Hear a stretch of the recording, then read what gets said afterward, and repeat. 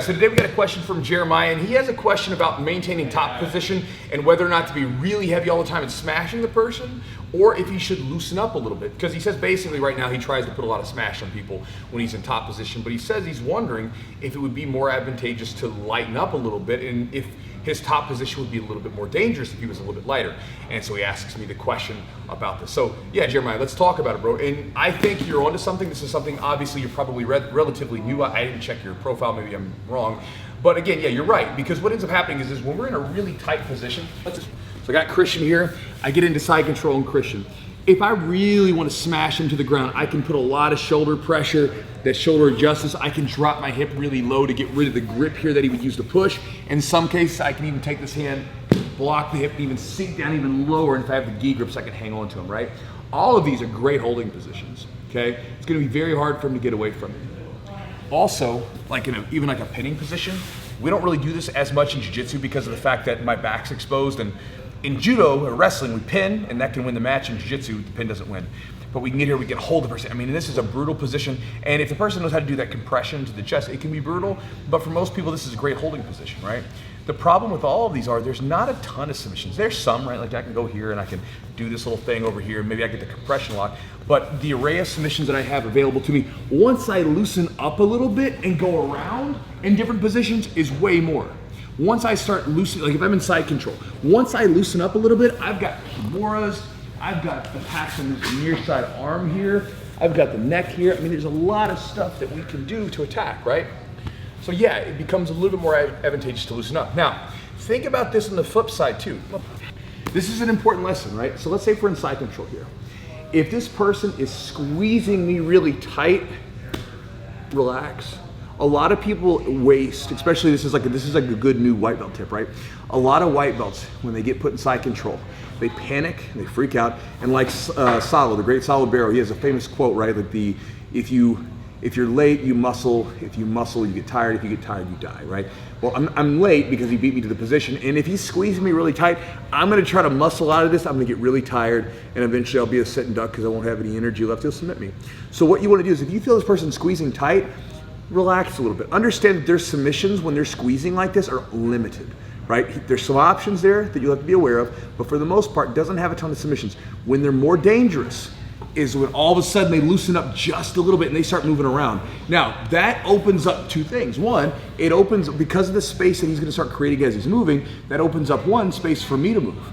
Right, so he can go on the offensive, and I actually have some space now maybe to make frames and go for it. So a lot of times when you get into these positions, unless it's like a match and you got like 20 seconds left, if they're really tight, especially in the gym, just try to relax here. And then you wait for them to move a little bit, right? This is like being in someone's guard, okay? If there are definitely some attacks that the person can do with their legs locked. But when the person is most dangerous from the full guard is when the guard opens up. Because once he unlocks his legs, boom, now he can go on the move to attack, right? As long as his legs are locked, his options are relatively limited. He has some attacks for sure, but like, once that guard opens up, all of a sudden the hips can start swiveling, arm bars start coming, triangles start coming, and that's when we have to be more worried. That also is the moment where I can escape a little bit. Last one that I'll give you is to think about mount, right? So in mount, it's no different.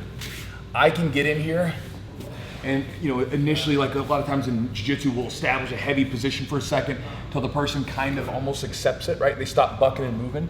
And in a mount position, I can glue my hips behind my heels behind the hips, I can grate behind the legs, and I can really drive into them, right? Now, this is a great holding position, but it's really hard to like do some really good submissions. There's a few submissions here, right? But it's not nearly as easy.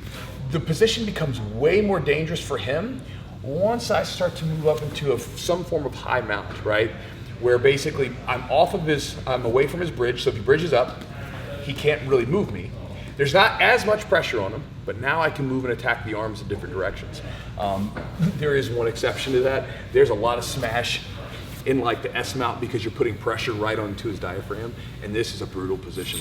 But again, it's still a little bit less stable, less smashy than getting down the mountain and just holding the person. But again, just like that, in that position, he can escape once we start moving. Where's AJ? Come here, bread loaf.